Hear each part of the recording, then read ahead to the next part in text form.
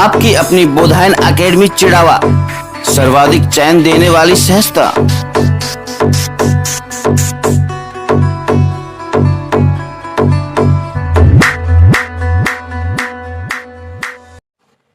आप देख रहे हैं चिड़ावा शिवनगरी।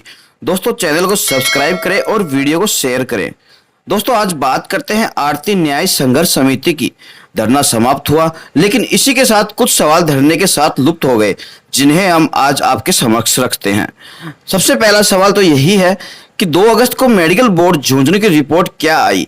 क्या वह रिपोर्ट आम जनता के सामने धरना समिति के लोगों ने रखी? जी नहीं। अगर नहीं तो क्यों?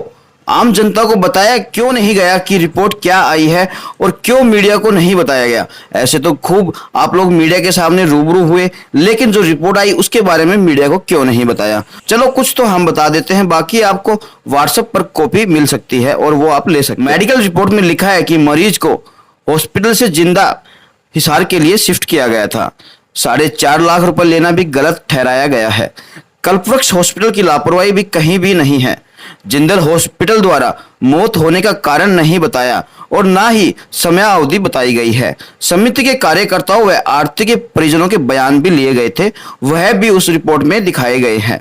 दूसरा सवाल, जब 2 तारीख को मेडिकल बोर्ड की रिपोर्ट आ गई थी, उसके बाद 4 अगस्त को पिलानी बंद क्यों किया गया? क्या कारण रहा बंद करने का? जबकि कमेटी के सदस्यों द्वारा व भाजपा नेता ने भी एक भाषण में कहा था कि मेडिकल बोर्ड कोई कार्रवाई नहीं कर रहा है और ना ही पुलिस प्रशासन कोई कार्रवाई कर रहा है। जबकि मेडिकल रिपोर्ट 2 अगस्त को आ चुकी थी, फिर पिलानी बंद क्यों किया गया? वो भी 4 अगस्त को। पोस्टमार्टम क्यों नहीं करवाया गया? जबकि जिंदल हॉस्पिटल के डॉक्टर ने साफ साफ कहा था कि पोस्टमार्टम या कानूनन कार्रवाई आप कर सकते हैं अगर चाहे तो। इस संबंध में परिजनों ने वहां पर आपस में चर्चा भी की थी, एम्बुलेंस चालक द्वारा बताया गया है। अब एक सवाल यह भी बनता है कि कुछ लोगों ने धरने से दूरियां क्यों बनाई? सवाल तो यह भी उठने लगा और समिति के अध्यक्ष ने भी कहा कि बहुत से लोगों का कहना है कि धरने वालों ने पैसे लिए हैं या पैसों के लिए यह सब किया जा रहा है।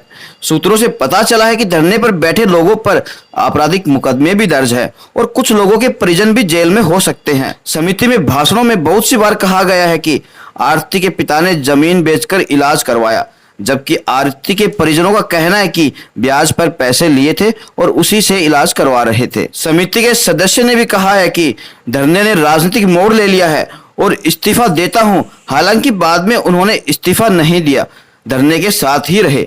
धरने में काफी अनबन दिखाई दी, आपसी लड़ाई झगड़े भी हुए। ये सब आखिर क्यों हुआ? आप क्या आरती को न्याय दिलाना चाहते या फिर आपसी रंजिश निकालना चाहते थे, या इसमें कोई षड्यंत्र था? सूत्रों से पता चला कि भूख हड़ताल पर बैठे लोग दिन भर दिनचर्या की जरूरी काम के अलावा भी बाहर घूमते थे। आखिर क्यों? क्या बाहर खाने पीने के लिए जाते थे या कुछ और पर्सनल काम था उनका? खैर, धरने पर बैठे लोग कभी बाहर नहीं घूमते। आखिर धरना और समिति बनाने का उद्देश्य क्या रहा? यह सब आम जनता जानना चाहती है। डॉक्टर को सजा मिलेगी या नहीं, यह कार्य न्यायपालिका का है। डॉक्टर दोषी है या परिजन दोषी है, यह भी डिसाइड न्यायपालिका ही करेगी। ऐसा कहना कहीं भी उचित नहीं होगा कि डॉक्टर के हॉस्पिटल का उद्घाटन सीएम ने किया तो डॉक्टर कुछ भी कर सकता है। हमने भी ऐसा बहुत सी बार देखा है कि बड़े रसूखदार जान पहचान वाले लोग आज जेल के अंदर है, सलाखों के पीछे हैं। यहाँ तक कि चिड़ावा शिवनगरी पर भी काफी आरोप प्रत्यारोप लगाए गए और भद्दे भद्दे कमेंट्स भी किए गए, जबकि हमने डॉक्टर और इसके अलावा जो बहल के जो डॉक्टर हैं उनसे, आरती के परिवार से, एम्बुलेंस सहित सभी की कवरेज की और केवल हमने सवाल और जवाब आपके समक्ष रखे। इसके बावजूद भी शिवनगरी पर प्रेशर बनाया गया। आखिर क्यों? आइए कुछ वीडियो क्लिप देखते हैं जो कि धरने से जुड़ी हुई हैं, और कुछ ऐसी क्लिप भी है जो कि कभी सार्वजनिक नहीं हुई।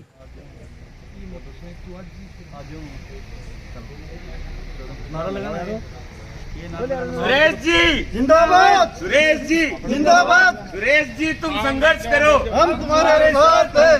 आरती को न्याय दो, सुरेश जी आपकी ना हम करो, हम गिरफ्तार थोड़ी रहे मत होते, हम गिरफ्तारी कर रहे होगे हम हाथ ही जोड़ा करो, हम कदे नहीं बैठनो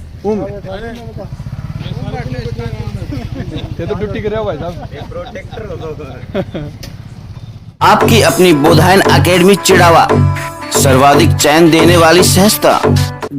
पोस्टमार्टम क्यों नहीं करवाया? पोस्टमार्टम में उस अवस्था में नहीं थे, गरीब परिवार से है, इसका आप पैर देखो, अपंग है। ये गए हैं संजय जी, इन्होंने भेजा, ये पूरी तरीके से डॉक्टर साहब ने इनको निचोड़ चुके थे। तब उन्होंने पोस्टमार्टम का जिक्र भी किया। किसने किया पोस्टमार्टम का जिक्र? रिलेटिव ने, लेकिन हॉस्पिटल वालों ने कैसा भी रिस्पॉन्स नहीं दिया। इन्वेस्टिगेशन अभी पूरा नहीं हुआ है, पुलिस प्रशासन को इसने खरीद रखा है और पुलिस प्रशासन कार्रवाई नहीं कर रहा है। अगर पुलिस प्रशासन ने जब चालान नहीं किया है, मेडिकल टीम ने वो नहीं किया है, तो आप तो पत्रकारिता कर रहे हैं, तो आपको तो मालूम होना चाहिए कि डॉक्टर कितना गुमराह कर रहा है आपको भी। 6 बजे साथ पहुंच गए, सीधा जिंदल में गए आप? सीधा जिंदल में गए। वहाँ से क्या जवाब मिला? वहाँ पे डॉक्टर बोला कि ये बॉडी, ये इसमें इस बॉडी में कुछ नहीं है, तो 1-2 दिन पहले की खत्म हुई है। 1-2 दिन पहले खत्म पहले हो की गई। खत्म और आपने 1-2 दिन से मुलाकात ही नहीं हुई आपकी? बिल्कुल नहीं हुई जी।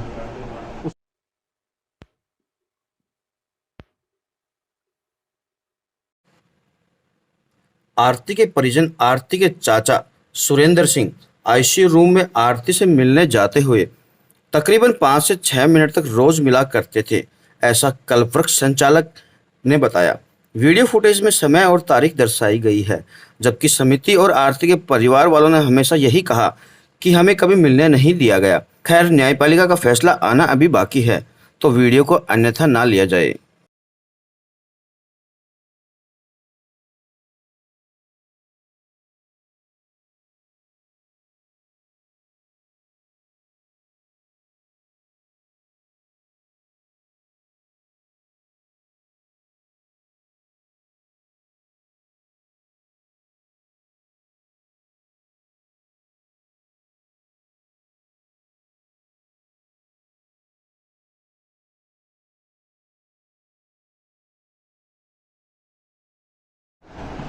जिस गरीब आदमी के 18 साल की बच्ची एक लड़की हो और जिसका पैर टूटा हुआ हो और जो मजदूरी कर रहा है, वो 4.5 लाख रुपए वो ब्याज से लेके आया और उसकी बैक 6 महीने से कोरोना के कितने पेशेंटों को इसने मारा है।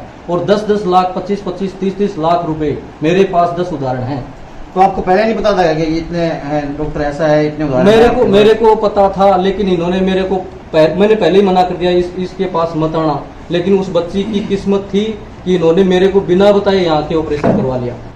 शाम घर चले गए, अगले दिन फिर ये दोबारा आ जाते हैं जब किसी दिक्कत होती है तो ये बनी गई आपको। ये दोबारा आ गई थी सुबह कितने बजे? सुबह लगभग आई थी 4 बजे के आसपास। अर्ली मॉर्निंग 4 बजे? Early morning. और क्या तकलीफ थी उस समय? उस समय कहती भी मैंने रात को खाना अच्छे से खा लिया और मेरे को बस रात को बेचैनी नहीं रही, मेरे को नींद नहीं।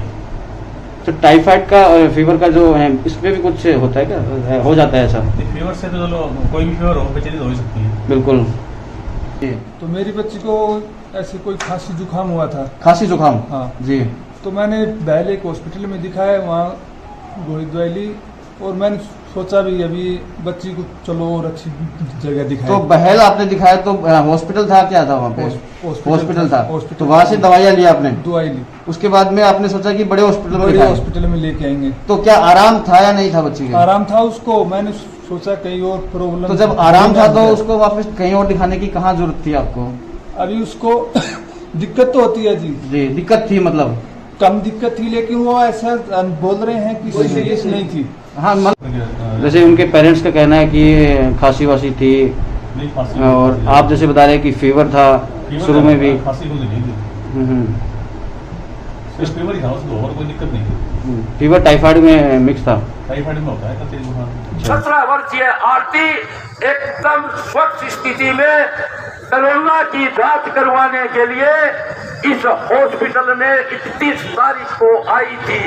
आप जो आपकी टीम के लोग आपके साथ हैं, संघर्ष समिति जो काम कर रही है वो तो कर रही है, पर आपके साथ हम पूरे जिले से राजेश जी मंडावा से चल के आए हैं, चेयरमैन साहब खेतड़ी हूँ चल के आए हैं, मैं बुआड़ा हूँ चल के आए हूँ। पूरे जिले का जो लोग हैं तार पर बड़ो विश्वास करें। आप निश्चित रूप से इस लड़ाई को और आगे बढ़ाएं। ऐसे ऐसे अस्पताल और ऐसे ऐसे भ्रष्टाचार के काम पूरे जिले के हर कोने में हो रहे हैं। एक चिंगारी दिलाने का काम आपने किया है। अगर इसमें आप सक्सेस हुए तो पूरे जिले के लोग आपकी तरफ देखेंगे, पूरे जिले को न्याय दिलाने का काम आप करेंगे। इसके लिए बहुत बहुत धन्यवाद। जय हिंद, जय भारत। इतना बड़ा अत्याचार, इतना बड़ा अन्याय, और आप लोग घरों में बैठ के सो रहे हैं।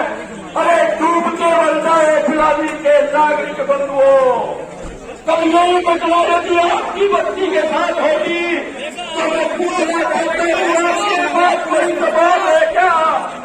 हम खून के आंसू रो रहे हैं फिलहाल के युवा साथियों और गरीबी जो बिल्कुल सोच समझ का देता उनको जबरदस्ती घसीट कर उठा कर ले गई है। अरे नागरिक बंधुओं, अरे थोड़ी बहुत तो शर्म करो, आपका खून पानी तो नहीं। हमारे दो युवा भूख हड़ताल पर बैठे हैं और मैं ये बता देना चाहता हूँ आवश्यकता पड़ेगी तो सैकड़ों कार्यकर्ता भी भूख हड़ताल पर बैठेंगे। और दूसरी बात, वो जनसैलाब आएगा इस पिलानी में, वो जनसैलाब आएगा इस पिलानी में। जब आदमी धरना प्रदर्शन करना शुरुआत करता है तब महसूस करता है कि यार क्या आंदोलन कर लेंगे, लेकिन जब आंदोलन शुरू करता है उसके 5-7-10 दिन बाद ऐसा महसूस करता है तो यार क्या हमने पंगा मोल ले लिया, ये आंदोलन हम कैसे चलाएंगे। लेकिन थोड़ा सा धैर्य के साथ हम ये कर लें कि हमें जब तक न्याय नहीं मिलेगा तब तक हम इस न्याय के लिए लड़ेंगे, तो किसी भी सूरत में हमारा आंदोलन रुकेगा नहीं। अरे यहाँ का विधायक आ गया जेपी चंदेलिया, क्यों नहीं बोलते उसके बारे में? एक भी वक्ता ने नहीं बोला। मैं कहता हूं कि सबसे घटिया किस्म का विधायक है। क्या ये प्रशासन का अधिकारी नहीं रहा था क्या? क्या ये प्रशासन का अधिकारी नहीं रहा था क्या? है इसको पता नहीं था, ये नहीं देगा माफ नहीं, बिल्कुल। हमारे जेपी जी चंदेलिया हैं, वहाँ पे भी हैं। जेपी चंदेलिया जी ने हमारे को आश्वासन दिया है जरूर 26 तारीख के बाद में मैं आपके साथ उनके खिलाफ यहाँ पर कुछ अब शब्द कहे गए हैं। अब शब्द तो किसी ने नहीं बोला, ये बोला है कि विधायक जी ने हमारा मुद्दा क्यों नहीं उठाया। तो हमने कल उस तारीख मतलब कल 19 तारीख को हमने उनसे बात की, उन्होंने आश्वस्त किया है हमारे को कि वो आपका मुद्दा उठाएंगे और न्याय के लिए हम साथ खड़े होंगे। जंगल हॉस्पिटल के डॉक्टरों के दस्तावेज समिति के बॉस हैं, उन डॉक्टरों ने बताया कि इसको इस डॉक्टर ने डिस्चार्ज किया, इसकी कंडीशन को मरने लायक थी।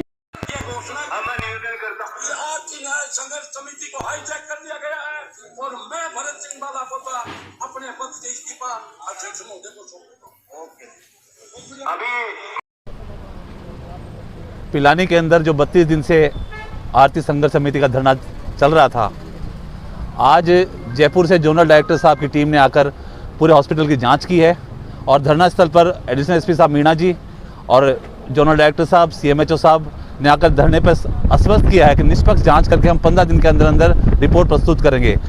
और जो आरती न्याय संघर्ष समिति को आज धरना समाप्त करने के लिए धरने को जूस पिला करके हमारे अनिल पायल जी, जब्बर सिंह जी कॉमरेड साहब, अनुराग जी जोया, इनको राजवीर सिंह जी ने, सीएमएचओ साहब जोनों ने, डायरेक्टर साहब जयपुर की टीम से जो आए उन्होंने जो जूस पिलाकर एक धरना समाप्त करने के लिए बोला और उन्होंने कहा है कि हम आपके हर कदम के साथ हैं, न्याय के साथ हैं और आप धरने को समाप्त करें। तो मैं कहना चाहता हूं उनके इस आश्वासन के बाद हमने धरना समाप्त पूर्ण रूप से ये नहीं मान लिया कि हमने धरना समाप्त कर दिया है, न्याय नहीं मिलेगा तो हम कल प्रक्ष हॉस्पिटल के आगे भी बैठेंगे और धरना जारी रहेगा। हम इंतजार करेंगे कि हमारे टीम को कितना खुश रख पाते हैं, अन्यथा हमारा धरना दोबारा लगाने में हम बिल्कुल बेझिझक से धरना शुरू कर देंगे। ये मैं टीम से और सभी से अपील करता हूं कि आप इस धरने को समाप्त न मानें। धन्यवाद। सौहार्द से आरती संघर्ष समिति के साथ चर्चा की और सभी अधिकारियों ने जो उनकी समस्याएं थी उनकी सुनवाई की और सुनवाई के बाद में उनकी सभी समस्याओं पे हम जरूरी जल्दी ही निस्तारण किया जाएगा। जैसा कि एडिशनल डायरेक्टर साहब ने बताया कि आने वाले कुछ ही टाइम के अंदर सारी समस्याओं का सोल्यूशन कर दिया जाएगा और सभी सदस्य हमारी जो वार्ता के अनुसार अभी संतुष्ट हैं और धरना उठाने के लिए सभी ने सहमति प्रदान की है। कलपतरू हॉस्पिटल की हमें कुछ शिकायतें मिली थी, उसकी जांच के लिए हमारी सरकार ने कमेटी बनाई थी जिसमें एडिशनल डायरेक्टर हॉस्पिटल एडमिनिस्ट्रेशन को रखा था और जॉइंट डायरेक्टर जयपुर जोन को और CMHO साहब अपने झुंझुनू को रखा था।